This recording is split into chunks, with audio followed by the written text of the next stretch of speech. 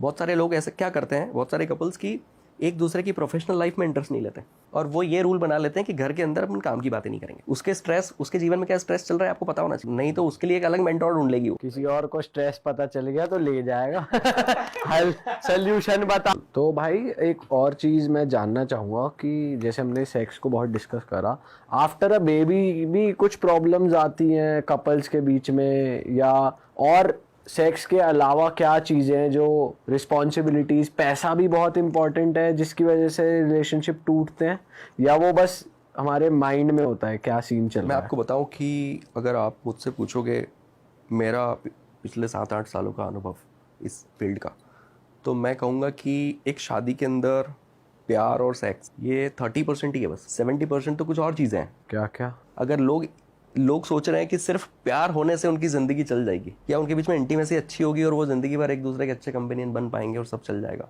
नहीं नहीं, अंधेरे में जी रहे हैं। और इस वजह से आपने ऐसे लोगों को भी डिवोर्स करते देख लिया होगा।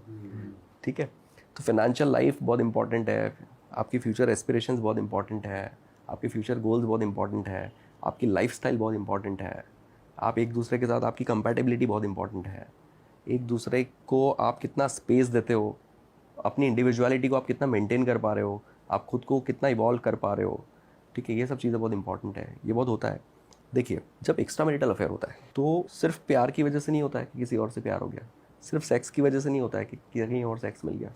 एक होता है इंटेलेक्चुअल स्टिमुलेशन, या इसको यूँ कहते हैं कॉग्निटिव स्टिमुलेशन। कहते हैं कि रिलेशनशिप की नीड एक इंसान को है क्यों, तो 5 साइकोलॉजिकल नीड्स में से एक नीड क्या है, कॉग्निटिव स्टिमुलेशन। कि एक इंसान लाइक माइंडेड लोगों के साथ उठता बैठता है, डिस्कशन करता है, अपने परसेप्शन शेयर करता है, उसके परसेप्शन मिलते हैं, ठीक है, तो उसको मज़ा आता है। आप देखिए, आप एक ऐसे इंसान के साथ बैठे हैं जिसको दुनियादारी की कोई समझ ही नहीं है, तो आपको ऐसा लगेगा यार मैं इससे क्या बात करूँ। ठीक है, और अगर कोई इंसान ऐसा है जिसके सामने हम वो हैं, तो उसको ऐसा लगेगा कि यार, है ना। तो वैसा मैरिज में भी होता है कि 2 लोगों ने शादी करी है बट उनका आईक्यू लेवल जो है या फिर इंटेलेक्चुअल लेवल पे वो एक पेज पे नहीं है। ठीक है, बंदे को लग रहा है यार कि मैं, मेरी दुनियादारी, मेरा फ्यूचर, मेरा काम, मेरा बिजनेस, मेरी चीज़ें, मेरे जितने भी अफेयर्स हैं जो भी बिजनेस को लेकर और ये सब चल रहे हैं, मेरी वाइफ को सब चीज़ें समझ में नहीं आती है, उसको मैं क्या बताऊँ, उसको उतना समझ में नहीं पड़ता है ये सब कुछ है ना। तो इसलिए वो कॉग्निटिव स्टिमुलेशन नहीं हो पाता कि मैं इससे बैठ के बात करूँ, इससे बात करके मुझे कुछ आइडियाज़ मिले, इसके परसेप्शन से मुझे कुछ हेल्प मिले, कुछ हो ही नहीं पाता। तो मन ही नहीं करता है मैं इसको क्या बताऊँ कि क्या चल रहा है मार्केट में। ठीक है, तो वो व्यक्ति क्या करता है, ऑफिस में उस बंदी के साथ अफेयर कर लेता है जो उसकी प्रॉब्लम्स को समझती है, जो उसके काम को समझती है, जिसका इंटेलेक्चुअल लेवल उसके साथ मैच होता है, जिसको पता है कि यार इसकी चैलेंजेस क्या क्या है ना, इन्होंने कल का दिन कितने सारी प्रॉब्लम्स आई तो वो प्रॉब्लम्स क्या थी और इन्होंने कैसे फेस की। ठीक है, तो इंटेलेक्चुअल स्टिमुलेशन इंसान को जहाँ मिलता है, जहाँ पर उसको ऐसा महसूस होता है कि मेरी चीज़ें, मेरी सोच, मेरे आइडियाज़ किसी इंसान से मैच करते हैं, उस वजह से भी वो अफेयर करता है एक्स्ट्रा। राइट, और वाइफ भी ये करेगी, फीमेल भी करती है, क्योंकि फीमेल है इसका मतलब ये थोड़ी ना कि उसका हस्बैंड उसको समझ ही रहा है।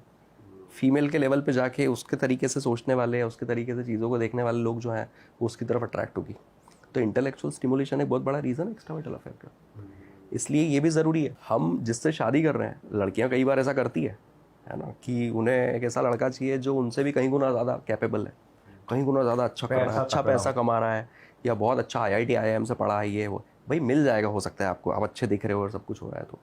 बट इंटेलेक्चुअली अगर आप उसको मैच नहीं कर पाए ना, तो फिर झगड़े होंगे और फिर लड़ाइयाँ बढ़ेंगी। झगड़े क्या, वो आपको इंपॉर्टेंट नहीं समझेगा, उसको ऐसा लगेगा यार ये लाइफ में बस घर संभालने के लिए है ना। वो आपको वैसा नहीं समझेगा, मतलब आपको एक पार्टनर की तरह नहीं देखेगा। ठीक है, वो सब चीज़ों के लिए हो सकता है उसका अट्रैक्शन दूसरे लोगों की तरफ चले जाए। तो आपको लाइक माइंडेड लोगों के साथ रिलेशनशिप बनानी इंपॉर्टेंट है ना। और अगर आपको ऐसा लगता है कि हम उतने स्मार्ट नहीं है जितना हमारा पार्टनर है, तो आपको अपनी स्मार्टनेस बढ़ाने पे ध्यान देना चाहिए। सिर्फ ये लेके बैठे रहना कि ये गलत है, ये लॉयल्टी है, ये है, वो है, ये सब बातें सही है, एथिक्स के पॉइंट ऑफ व्यू से सही है बट एक ह्यूमन नीड के पॉइंट ऑफ व्यू से आप देखोगे तो आपको वैसा बनना चाहिए। आपको अपने हस्बैंड की या अपनी वाइफ की प्रॉब्लम्स, उसके इश्यूज़, या वो क्या फेस करते हैं, वो कैसे चीज़ें कर रहे हैं, उसमें इंटरेस्ट लेना चाहिए। बहुत सारे लोग ऐसे क्या करते हैं, बहुत सारे कपल्स की एक दूसरे की प्रोफेशनल लाइफ में इंटरेस्ट नहीं लेते और वो ये रूल बना लेते हैं कि घर के अंदर अपन काम की बातें नहीं करेंगे। उनको ऐसा लगता है वो स्मार्ट है, घर के अंदर हम सिर्फ घर की बातें करेंगे। ठीक है, यहाँ बिजनेस और वो सब नहीं, ऑलरेडी बहुत स्ट्रेस है, तुम भी परेशान रहती में, भाई साहब ज़रूरी है। उसके स्ट्रेस, उसके जीवन में क्या स्ट्रेस चल रहा है आपको पता होना चाहिए, उसका काम कैसा है आपको पता होना चाहिए, कम से कम वो डिस्कस कर सके उसकी ज़िंदगी में क्या चल रहा है। नहीं तो उसके लिए एक अलग मेंटोर ढूंढ लेगी वो। सही बात है। किसी और को स्ट्रेस पता चल गया तो ले जाएगा हल सोल्यूशन बता के ले जाएगा। ऐसे ही ले भी जा रहे हैं, यही हो रहा होगा। तो आपने एक दूसरे के जीवन में जो जो चीज़ें चल रही है वो जानना चाहिए, उसके बारे में बिल्कुल इंटरेस्ट लेना चाहिए ऑफ कोर्स। और एक और चीज़ हम बताते हैं कि एक रिलेशनशिप एसेंशियल्स मैं पढ़ाता हूँ अपने कोर्सेज में, तो उसमें एक पॉइंट आता है कि प्रे टुगेदर मैं बोलता हूँ कपल्स को। प्रे टुगेदर से मेरा मतलब ये है कि आपको प्रार्थना साथ में करनी है। इससे मेरा मतलब ये है कि आपको ये पता होना चाहिए कि आपका पार्टनर ईश्वर से क्या मांगता है ना, उसकी प्रार्थनाओं में क्या है, वो क्या चाहता है कि भगवान उसे क्या दे दे, वो क्या हासिल करना चाहता है, वो चीज़ आपको पता होनी चाहिए। और आप ज़िंदगी में उसको कुछ दे पा रहे हो या नहीं दे पा रहे हो, बट उस एक चीज़ में आपको हमेशा उसके पीछे खड़ा होना चाहिए, ठीक है, कि ये काम, ये इसकी ज़िंदगी की सबसे बड़ी ख्वाहिश है ना, ये पूरा करने में तो मैं इसके साथ हूँ, इसको मदद करूँगा। अब लोगों की एम्बिशंस जो है, उनकी प्रार्थनाएं जो है अपने करियर को लेके, फ्यूचर को लेके है, तो आप उसके करियर और फ्यूचर को लेके उसको सपोर्ट करो, तब आप एक रियल कंपेनियन हुए ना। बट लोग क्या कह रहे हैं कि हम काम की बात नहीं करेंगे, तो भाई साहब क्या बात करोगे फिर क्या बात है लेके आओगे।